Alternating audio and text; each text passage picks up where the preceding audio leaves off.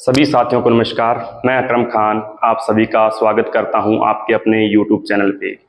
आज का विषय रहने वाला है कि जो हमारे आगामी पटवारी परीक्षा होने जा रही है। लगभग पटवारी परीक्षा को 2 महीने का समय है शेष। जो भी अभ्यर्थी तैयारी कर रहे हैं वो किस प्रकार अपनी अंतिम 2 महीनों में किस प्रकार अपनी तैयारी करें, उसी को लेकर आज हम वीडियो लेकर आए हैं। जिस प्रकार से पिछले जो भी पेपर हुए हैं सभी पेपरों का हमने बारीकी से विश्लेषण करके आज आपके लिए ये वीडियो लेके आए हैं कि आप अपना जो सिलेबस है अंतिम 2 महीनों में या अंतिम 50-60 दिनों के अंदर आप किस प्रकार अपने सिलेबस को कौन कौन से मुख्य टॉपिक हैं जहां से प्रश्न उठने की संभावना रहती है, जहां से आप जिन टॉपिक्स का अध्ययन करके आसानी से सिलेक्शन की ओर जा सकते हैं। तो आज बहुत ही गहन विश्लेषण और अध्ययन के बाद आज हम आपको बताएंगे प्रत्येक विषय की कौन से विषय में कौन से टॉपिक्स को आपको पढ़ना है ताकि आपका सिलेक्शन हो सके। तो चलते हैं शुरू करते हैं।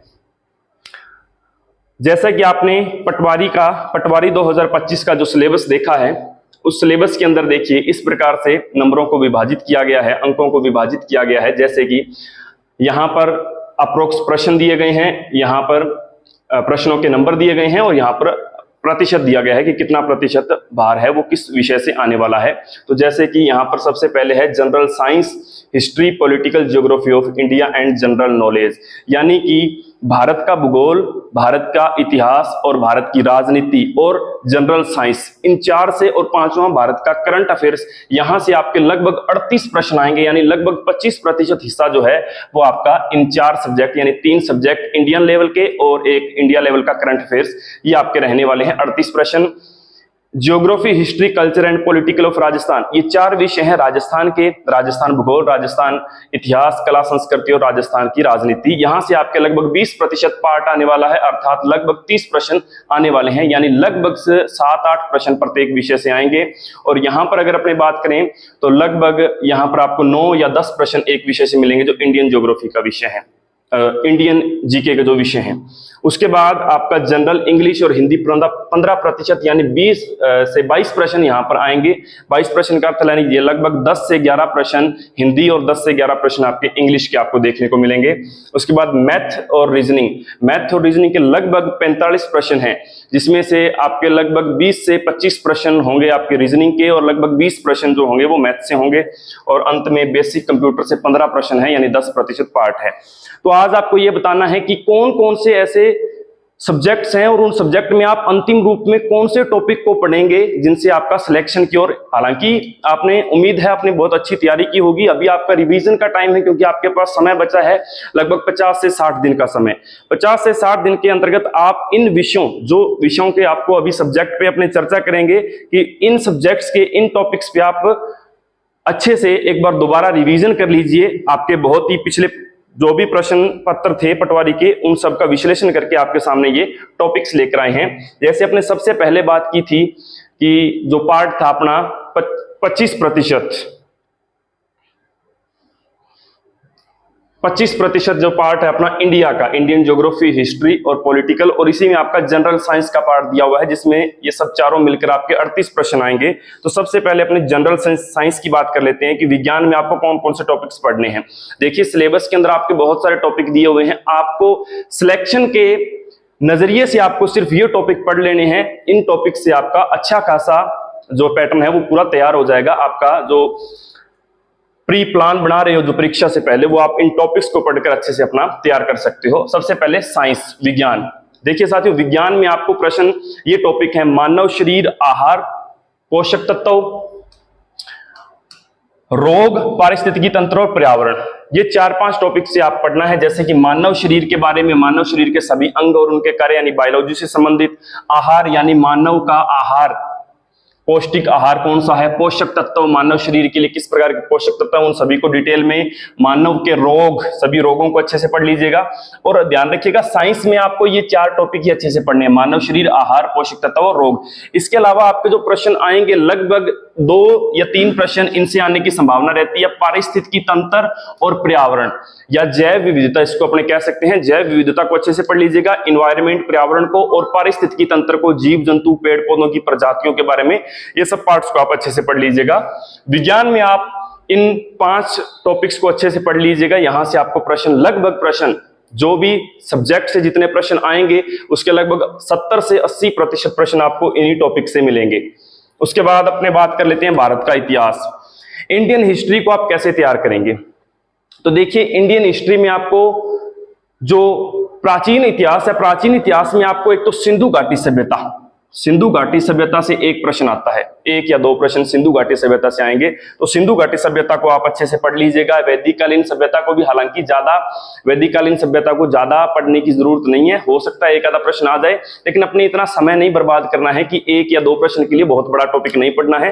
तो आप सिंधु घाटी सभ्यता को पढ़ लीजिएगा। मुख्य मुख्य सिंधु घाटी सभ्यता के स्थल, जो मुख्य पुरातात्विक स्थल हैं, उनको पढ़ लीजिएगा, जैसे मोहनजोदड़ो, कालीबंगा, लोथल और हड़प्पा।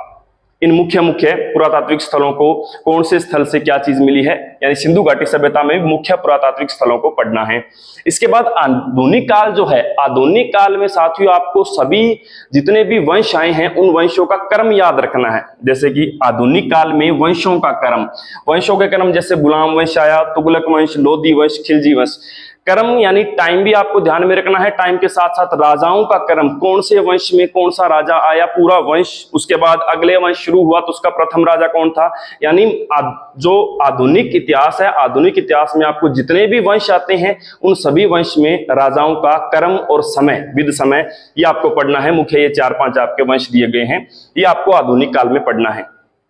इसके अलावा इतिहास के अंदर आपको सबसे इंपॉर्टेंट, ये इंपॉर्टेंट पार्ट रहने वाला है सामाजिक सुधार आंदोलन। भारत के प्रमुख सामाजिक आंदोलन हुए हैं, समाज में सुधार के लिए आंदोलन हुए हैं। जैसे कि एग्जाम्पल के तौर पे सभी आंदोलन पढ़ने, आपको जितने भी सामाजिक सुधार आंदोलन, किसी भी अच्छी सी पुस्तक में आपको सभी आंदोलन मिल जाएंगे, अलग से टॉपिक मिलेगा सामाजिक सुधार आंदोलन। तो आपको उसमें से जैसे स्वामी विवेकानंद जी के आंदोलन, राजा राम मोहन राय जी का सामाजिक सुधार में क्या योगदान रहा, या स्वामी विवेकानंद जी का समाज सुधार में क्या योगदान रहा, इन्होंने क्या क्या आंदोलन किए, कौन कौन से आंदोलन किए, तो ये आपको सभी सामाजिक सुधारकों के नाम और उन सामाजिक सुधारकों, चाहे वो उत्तर भारत के हैं चाहे दक्षिणी भारत के हैं, यहाँ दक्षिणी भारत के भी सामाजिक सुधारकों के नाम आते हैं, तो उन सभी के नाम और उनके द्वारा प्रमुख जो आंदोलन किए गए, ये बहुत महत्वपूर्ण प्रश्न है। यहाँ से एक या दो प्रश्न आते ही आते हैं एक ही टॉपिक से। उसके बाद आपका जो इतिहास में रहेगा स्वतंत्रता आंदोलन, यानी अपना जो स्वतंत्रता, भारत का स्वतंत्रता आंदोलन था, कहां से कहां तक, तो आपको 1857 से लेकर के 1947 तक का आंदोलन, पूरा का पूरा क्रम आपको याद होना चाहिए। अर्थात 1857 की क्रांति से लेकर उसके बाद जिस जिस प्रकार स्वतंत्रता आंदोलन चला है, जिन जिन लोगों का स्वतंत्रता आंदोलन में योगदान, या किस व्यक्ति के द्वारा कौन कौन से आंदोलन किए गए, वो सभी, जैसे कि इसके अंदर आपको मुख्य भूमिका रहेगी महात्मा गांधी जी की, यानी 1915 के बाद में महात्मा गांधी जी सक्रिय होते हैं भारत के स्वतंत्रता आंदोलन में। उनके द्वारा चलाए गए तीनों आंदोलन, जो सविनय अवज्ञा आंदोलन, असहयोग और भारत छोड़ो आंदोलन, इसके अलावा नेहरू जी का क्या योगदान है, कांग्रेस का क्या योगदान है। तो इस प्रकार 1857 से 1947 का मुख्यतः आप ध्यान रखिएगा, 1915 से लेकर के 1947 के बीच में आंदोलनों का क्रम सबसे ज्यादा चलता है, जिसमें महात्मा गांधी जी के 3 आंदोलन आते हैं। इसके अलावा जो खिलाफत आंदोलन आता है, रोलेट एक्ट से संबंधित, साइमन कमीशन से संबंधित, गांधी इरविन समझौता से संबंधित और गोलमेज सम्मेलन से संबंधित, ये सभी फैक्ट्स आपको याद रखने हैं। तो यहाँ महात्मा गांधी और नेहरू जी का योगदान, यानी आपको भारत की आजादी में 1857 से 1947 तक की सभी राजनीतिक घटनाओं को डिटेल में पढ़ना है। ये आपका भारत का इतिहास है। लगभग आपका 70 से 80% प्रश्न आपको इसी पार्ट से आएंगे। बहुत ही डीप विश्लेषण किया गया है इसका। पिछले लगभग 10 सालों के प्रश्नों को हमने विश्लेषित करके आपको ये बता रहे हैं कि कहां कहां से प्रश्न आते हैं। तो ध्यान रखिएगा, सिंधु घाटी सभ्यता, आधुनिक काल में सभी वंशों का क्रम में, इसका मतलब ये नहीं कि सारा आधुनिक इतिहास पढ़ना है, सिर्फ क्रम उनका ध्यान रखिएगा और टाइम ध्यान रखिएगा, कौन से राजा का कौन सा टाइम है, या किस वंश का सबसे पहला राजा या सबसे पहला शासक या अंतिम शासक कौन था, उसके बाद कौन सा वंश आया, ये सारे आपको क्रम याद रखने हैं। और मोस्ट इंपॉर्टेंट आपके ये सामाजिक सुधार आंदोलन और स्वतंत्रता आंदोलन, खास तौर पर 1915 से 1947 के बीच की सभी राजनीतिक घटनाओं को आप अच्छे से पढ़ लीजिएगा विद टाइम, और किस आंदोलन से किस व्यक्ति का संबंध था, ये सब चीजें। ये आपका जो भारत का इतिहास है, यहां से प्रश्न इन टॉपिक से आएंगे। इसके बाद बात करते हैं भारत की राजनीति। भारत की राजनीति में साथियों सबसे महत्वपूर्ण, आपके वैसे सिलेबस में बहुत टॉपिक दिए गए हैं, बहुत कुछ है, न्यायपालिका, कार्यपालिका, व्यवस्थापिका, राष्ट्रपति, प्रधानमंत्री, बहुत कुछ है। लेकिन जो आपके प्रश्नों के 4 या 5 प्रश्न जिस भाग से आ रहे हैं वो ये भाग रहेंगे। तो आप एक तो संविधान, पूरा संविधान को अच्छे से पढ़ लीजिएगा। संविधान एक महत्वपूर्ण टॉपिक है जहां से प्रश्न आए हैं हर बार, 3 से 4 प्रश्न। संविधान में आप क्या पढ़ोगे? संविधान की विशेषताएं, जिस प्रकार जहां संविधान बना था उसमें विद संविधान सभा मैंने यहां आगे लिख दिया है।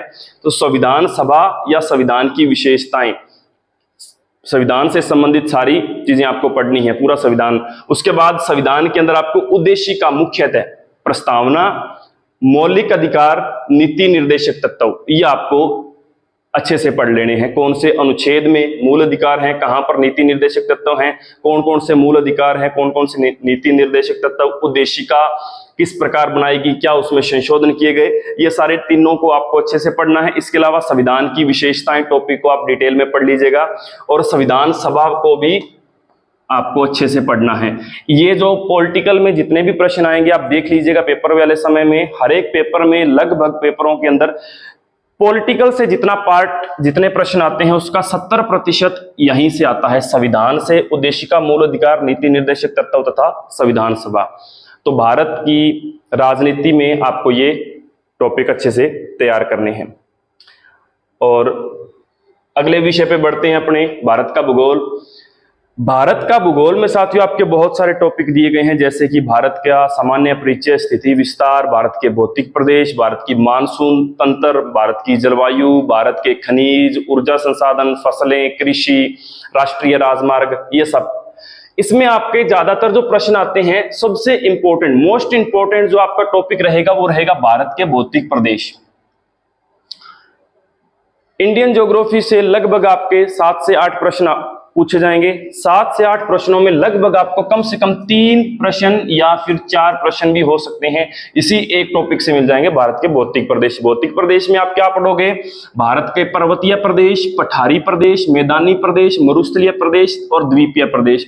और इसमें भी साथियों मुख्य आपको किस पर फोकस करना है? भारत के पर्वतीय प्रदेश पर। पर्वतीय प्रदेश अर्थात हिमालय पर्वतमाला को अच्छे से पढ़ लीजिएगा। हिमालय पर्वतमाला के प्रमुख दर्रे और हिमालय पर्वतमाला से संबंधित सभी, हिमालय पर्वतमाला का विभाजन, हिमालय के अलग अलग प्रकार, ये अच्छे से आप इसको हिमालय को पढ़ लीजिएगा। इसके अलावा भौतिक प्रदेश को पूरा पढ़ना है, भारत के प्रमुख पठार, भारत में मैदान, भारत के मरुस्थल और भारत के द्वीपीय प्रदेश। ये सबसे इंपॉर्टेंट टॉपिक रहेगा, जिसमें से 3 या 4 प्रश्न पूछने की पूरी संभावनाएं रहेगी। इसके अलावा मेन आपको फोकस इंडियन ज्योग्राफी में इसी टॉपिक पर रखना है। इसके अलावा जो दूसरे टॉपिक्स जहां से प्रश्न आ सकते हैं वो है मानसून व जलवायु। लगभग 1 या 2 प्रश्न आने की संभावना रहती है, मानसून और जलवायु। हालांकि इसको एक साथ ही पढ़ा जाता है। अब इसमें भी क्या रहता है, मानसून में आपको शब्दावलियों को अच्छे से पढ़ना है। शब्दावली, अब शब्दावली का अर्थ क्या हुआ कि मानसून में आपको कुछ शब्दावलियां जैसे कि मावट, काल बैसाखी, नार्वेस्टर, अमर वर्षा, टी शावर, पुरवाइयां, मानसून निवर्तन, मानसून का प्रत्यावर्तन, इस प्रकार की बहुत सारे शब्द देखने को मिलेंगे। सीधा सीधा एक आधा प्रश्न यहां से पूछने की पूरी संभावनाएं रहती हैं कि इस शब्द का संबंध किससे है या किस राज्य से है। तो मानसून में आप शब्दावलियों को अच्छे से पढ़ लीजिएगा। मानसून के आने का टाइम, मानसून के लौटने का टाइम, मानसून का सर्वाधिक प्रभाव, मानसून की आने की तारीख, सबसे पहले कहां आता है, ये सब फैक्ट्स आप मानसून के टॉपिक में पढ़िएगा। और ये जलवायु और मानसून को एक साथ आप पढ़ सकते हैं। 1 या 2 प्रश्न यहां पर इस टॉपिक से पूछे जाएंगे। राष्ट्रीय राजमार्ग आपको वैसे ज्यादा पढ़ने की जरूरत नहीं है, लेकिन मुख्य जो राष्ट्रीय राजमार्ग है, जो मुख्य जैसे कि स्वर्णिम चतुर्भुज परियोजना, उत्तर से दक्षिण गलियारा, पूर्व से पश्चिम गलियारा, भारत का सबसे लंबा एनएच, भारत का सबसे छोटा एनएच, ये 8-10 जो नेशनल हाईवे हैं, राष्ट्रीय राजमार्ग हैं, उन पर आप देख लीजिएगा। लगभग प्रश्न आने की संभावना रहती है। 1 प्रश्न ही आएगा अगर आएगा तो।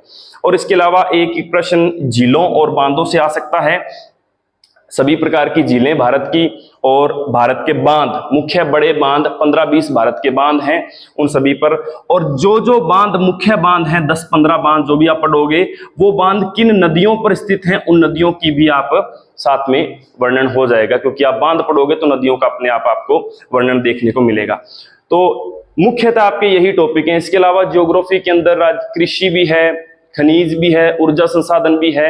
उन टॉपिक से इतना आपको ज्यादा पढ़ने की जरूरत नहीं है, क्योंकि टॉपिक के हिसाब से प्रश्न इतने ज्यादा नहीं आएंगे और टॉपिक बहुत डिटेल है वो, तो यहाँ अपने ज्यादा समय बर्बाद करने की जरूरत नहीं है। और भारत के भूगोल को आप अगर ये 4 टॉपिक अच्छे से पढ़ लिए तो आपका लगभग 90% जो भारत भूगोल है वो कवर हो जाएगा इस पेपर के अंदर। जहां आपका मुख्य टॉपिक ध्यान दीजिएगा आप भारत के भौतिक प्रदेशों पर, और भौतिक प्रदेशों में सभी पर्वत, पठार, मैदान और मरुस्थल, और इसमें भी मुख्यतः हिमालय पर्वतमाला।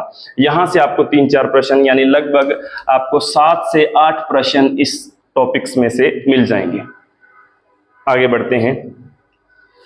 ये अपना इंडियन वाला पार्ट कंप्लीट हो गया, यानी शुरू में आपको मैंने बताया कि ये जो अपने 4 सब्जेक्ट दिए गए हैं, जनरल साइंस, हिस्ट्री, पॉलिटिकल और ज्योग्राफी, इन सभी में से प्रश्न आपके आएंगे 38 प्रश्न।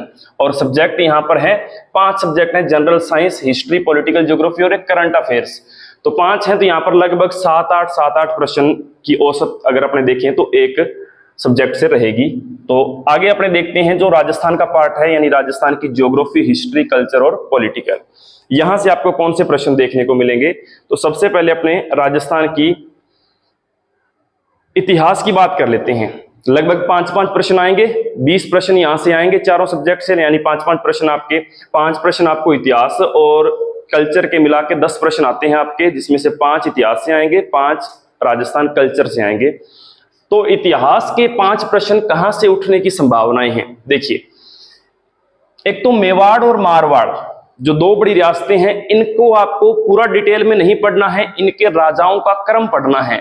मेवाड़ के शुरू से लेकर अंत तक सभी राजाओं का क्रम विद टाइम, कौन सा राजा कितने टाइम तक उसका शासनकाल रहा और उसके बाद उसका उत्तराधिकारी कौन रहा, उसके बाद उसका उत्तराधिकारी, यानी मेवाड़ का पूरा आपको क्रम याद रखना है राजाओं का विद टाइम, और मारवाड़ के राजाओं का भी आपको पूरा क्रम याद रखना है विद टाइम। ये तो आपको सब पूरा का पूरा क्रम याद करना है, नाम राजाओं के और उनका टाइम के साथ। इसके अलावा मुख्य राजाओं की डिटेल, मारवाड़ और मेवाड़ के जो मेन राजा हैं, मुख्य राजा हैं, जैसे किनको आपको अच्छे से डिटेल में पढ़ना है? मेवाड़ के राणा सांगा, कुंभा और महाराणा प्रताप, इन तीनों को आपको अच्छे से डिटेल में पढ़ना है। इसके अलावा इनके द्वारा जो भी निर्माण कार्य करवाए गए हैं वो सभी आपको पढ़ने हैं। इसके अलावा मारवाड़ के अंदर आपको चंद्रसेन और उदय सिंह, इन 2 को अच्छे से डिटेल में पढ़ना है। ये आपको राजा हैं जो मुख्य मारवाड़ और मेवाड़ के हैं, जिनको आपको डिटेल में पढ़ना है। इसके अलावा राजस्थान के वे राजा जिनके मुगलों के साथ संबंध रहे हैं, उनके बारे में आपको डिटेल से पढ़ना है। भारमल, उदय सिंह और मान सिंह, ये वो राजा थे जिनके मुगलों के साथ प्रत्यक्ष संबंध थे, और इनके बारे में आपको अच्छे से पढ़ना है।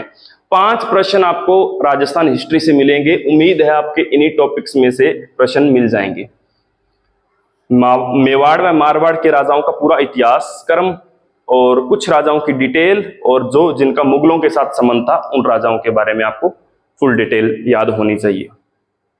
5 प्रश्न आपको यहां से मिल जाएंगे राजस्थान हिस्ट्री में से। इसके बाद आती है राजस्थान कला व संस्कृति। बहुत ही डिटेल है राजस्थान कला और संस्कृति के, बहुत टॉपिक हैं। सबसे ज्यादा कंफ्यूजन अभ्यर्थियों को यहीं से होती है कि कला संस्कृति के कौन से टॉपिक को छोड़ें, कौन से टॉपिक को पढ़ें। कला और संस्कृति को पढ़ने का सबसे आसान तरीका है, सबसे पहले आप एक टॉपिक को पढ़िए। सबसे इंपॉर्टेंट टॉपिक होता है स्थापत्य कला। स्थापत्य कला में भी सबसे महत्वपूर्ण, जिस अभ्यर्थी ने दुर्ग याद कर लिए, राजस्थान के सभी दुर्गों को अच्छे से पढ़ लिया, कला संस्कृति में लगभग आपने 70% पढ़ लिया, 30% रहा, वो रह जाएगा लोक देवी देवता और कुछ लोक नृत्य। तो आपको सबसे पहले राजस्थान की मोस्ट इंपोर्टेंट 5 में से आपको 3 प्रश्न, इसी 2 या 3 प्रश्न यहीं से मिल जाएंगे दुर्ग टॉपिक में से। दुर्ग को इंपॉर्टेंट इसलिए कहा है क्योंकि अगर आप डिटेल में ये टॉपिक पढ़ते हो तो दुर्गों के अंदर महल, बावड़ियां, मंदिर, ये अपने आप आपको याद हो जाएंगे, अलग से याद करने की जरूरत नहीं रहेगी। कौन से दुर्ग के अंदर कौन सा महल, कौन सी बावड़ी, कौन सा मंदिर, किस राजा, किस शासक के द्वारा कब बनाया गया, तो अगर आपने ये टॉपिक पढ़ लिया तो आपको लगभग कला संस्कृति का 60 से 70% आपने कवर कर दिया। तो आपको सबसे पहले तो दुर्ग टॉपिक को अच्छे से पढ़ना है। ये एक टॉपिक ही पढ़ लोगे तो भी आप ठीक ठाक प्रश्न सही कर दोगे, कला संस्कृति कम से कम 2-3 प्रश्न आप ठीक कर दोगे। इसके अलावा आप पढ़ना चाहो तो यहाँ पर आपको लोक देवी और लोक देवता पढ़ लेनी है। राजस्थान के सभी लोक देवी और लोक देवताओं को एक रीडिंग ले लीजिएगा, क्योंकि अभी क्या है, अभी आपका रिवीजन का टाइम चलेगा, आपके पास समय लगभग 50 से 60 दिन का समय है। तो रिवीजन के अंदर आपको इनका मुख्यतः पाबूजी, देवनारायण जी और रामदेव जी, इनसे प्रश्न बहुत बार पूछे जाते हैं। लगभग जब भी लोक देवताओं से प्रश्न आते हैं इन्हीं लोक देवताओं के पूछे जाते हैं। तो इन तीनों को आप डिटेल में पढ़ लीजिएगा। इसके अलावा रीडिंग आप सभी लोक देवियां और लोक देवताओं की कर लीजिए। और अंत में आप राजस्थान के लोक नृत्य पढ़ लीजिएगा, जो राजस्थान के मुख्य प्रसिद्ध लोक नृत्य हैं। कला एवं संस्कृति के 5 प्रश्न में से 4 प्रश्न आपके इन्हीं टॉपिक्स में से आपको मिल जाएंगे, ये उम्मीद है, जिसमें से स्थापत्य कला सबसे इंपॉर्टेंट रहने वाली है। ये आप पढ़ लीजिएगा राजस्थान कला और संस्कृति में। ये आपके 10 नंबर तैयार हो गए राजस्थान हिस्ट्री और राजस्थान कल्चर्स को मिलाकर 10 प्रश्न। उसके बाद ये आपका पार्ट हो गया राजस्थान वाला, राजस्थान हिस्ट्री और राजस्थान कला एवं संस्कृति और राजस्थान का इतिहास।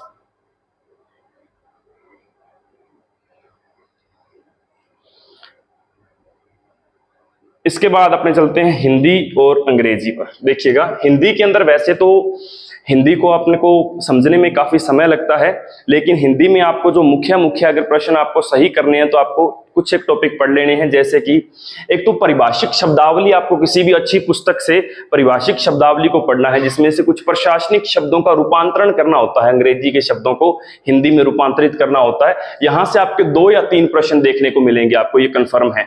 तो परिभाषिक शब्दावली को अच्छी सी पुस्तक में से एग्जाम्पल पढ़ लीजिएगा। उसके मुहावरे और लोकोक्तियों को किताबों में से जितने ज्यादा एग्जाम्पल आप पढ़ सकते हो, हर रोज 20, 25, 30 जितने भी आप पढ़ सकते हो, 400, 500, 600 लोकोक्तियां, मुहावरे जितने आप किसी भी किताब से पढ़ सकते हो, उनको आपको पढ़ना है, रटना है। ये काम रटने के होते हैं, इनको आपको किताबों में से रटना है। एग्जाम्पल को शब्द शुद्धि को भी जितने ज्यादा किताबों से आप पढ़ोगे उतने ही ज्यादा आपको ये भी रटने का काम है। शब्द शुद्धि और लोकोक्तियां, मुहावरे जितनी भी किताबों से पढ़ सकते हो, हर रोज 20, 25, 30 पढ़ा कीजिए।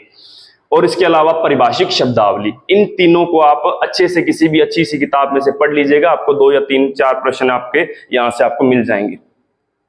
उसके बाद रहता है अंग्रेजी। अंग्रेजी में से आपके 5 क्वेश्चन आते हैं पैसेज में से, तो पैसेज को पढ़ लीजिएगा। पैसेज को भी आप किताबों से देख लीजिएगा। और रीजनिंग और मेंटल एबिलिटी, यानी रीजनिंग की बात करें तो रीजनिंग के अंदर आपके मुख्य जो 5-6 टॉपिक रहेंगे उनको आप प्रैक्टिस में रखिएगा, हर रोज प्रैक्टिस कीजिएगा। एक तो रक्त संबंध, ब्लड रिलेशन, यहां से प्रश्न आएगा। कोडिंग डिकोडिंग, ये तो इंपॉर्टेंट है, यहाँ तो किसी भी भर्ती एग्जाम में आप बैठे हो, कोडिंग डिकोडिंग से प्रश्न आएगा ही आएगा। तो अलग अलग प्रकार की जो भी कोडिंग डिकोडिंग की पद्धतियां होती हैं सभी को अच्छे से पढ़ लीजिएगा। दिशा परीक्षण, सीटिंग अरेंजमेंट और अंक कोडिंग, या हालांकि ये कोडिंग डिकोडिंग में ही आता है, आपको अंक दे दिए जाते हैं और सामने क्वेश्चन मार्क दिया जाता है कि कौन सा इसके बाद अंक आएगा। तो अंक कोडिंग को भी अच्छे से पढ़ लीजिएगा किसी अच्छी किताब में से। और सीटिंग अरेंजमेंट, दिशा परीक्षण, कोडिंग डिकोडिंग, रक्त संबंध, ये आपके 5 टॉपिक हैं रीजनिंग के। रीजनिंग के आपको अच्छे खासे लगभग 10, 15, 20 प्रश्न आपको देखने को मिलेंगे। तो रीजनिंग के पार्ट को मिस मत कीजिएगा। रीजनिंग के अगर आपने ये 5 टॉपिकों से अच्छे से पढ़ लिया तो लगभग रीजनिंग के प्रश्न आप ठीक कर दोगे। इसके बाद आपका आता है गणित। गणित में आपको लाभ हानि, प्रतिशत, अनुपात और औसत, ये 4 टॉपिक हैं। इनको अच्छे से पढ़ लिया, लगभग मैथ के प्रश्न आप कर दोगे। और अंत में कंप्यूटर आता है। कंप्यूटर को पढ़ने के लिए सबसे अच्छा तरीका होता है पिछली जो गत वर्षों में पेपर हुए हैं उन पेपरों को पढ़िए। तो पिछली वर्षों के प्रश्न पत्रों को पढ़िए, मार्केट में से कोई भी अच्छी किताब लीजिए। पिछले गत वर्षों में जो भी एग्जाम हुए, सभी एग्जाम में कंप्यूटर से जो प्रश्न आ रहे हैं उन सभी प्रश्नों, जिन जिन टॉपिक से उठाए जा रहे हैं उन सभी प्रश्नों को अच्छे से पढ़ लीजिएगा। जिसमें आप ध्यान दीजिएगा रैम, रोम और MS ऑफिस, इन 3 टॉपिक को आप अच्छे से पढ़ लीजिएगा। कंप्यूटर में आपका 10% पार्ट है वो कंप्यूटर का रहेगा, तो कंप्यूटर में आप ये टॉपिक अच्छे से पढ़ लीजिएगा। ये आपके हो गए लगभग सारे सब्जेक्ट। तो हम बात कर रहे हैं पटवारी 2025 परीक्षा की, जिसमें आपको ये आपका सिलेबस दिया गया है और सिलेबस में आपके ये सारे अप्रोक्सीमेट वेटेज है, ये क्वेश्चन है। तो जिसमें आपके 4 सब्जेक्ट मैंने आपको बताए थे। इंडियन जीके के जो लगभग 25% पार्ट रहेगा और 20% पार्ट था geography, history, culture, political of Rajasthan, जिसको आपको बता दिया। हिंदी, इंग्लिश, मैथ, रीजनिंग और कंप्यूटर। तो जो जो आपको टॉपिक बताए गए हैं, हालांकि जिन अभ्यर्थियों ने अच्छे से तैयारी कर रखी है उनको अब रिवीजन का टाइम है। अभी अंतिम 50 से 60 दिन क्या है, आप सारे रिवीजन कीजिए जितने भी टॉपिक्स को आपने पढ़ा है। उनमें से भी ज्यादा फोकस आपको रखना है इन टॉपिक्स पर।